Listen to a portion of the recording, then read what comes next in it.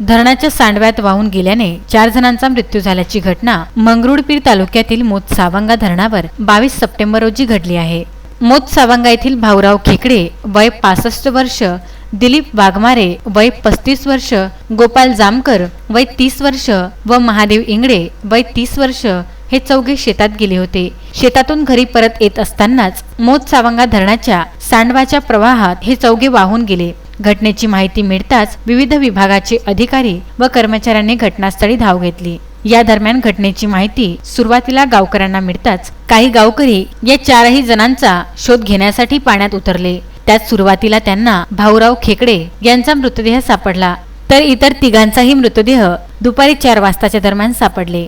घटनास्थळी मंगरुळपीरचे उपविभागीय अधिकारी जयंत देशपांडे, तहसीलदार किशोर बागडे, आसेगावचे ठाणेदार लष्करी तसेच पोलीस उपनिरीक्षक किशोर खंडारे यांच्यासह वसंत भोंडणे, महादेव सातपुते व मोतसावंगा येथील गावकरी हजर होते।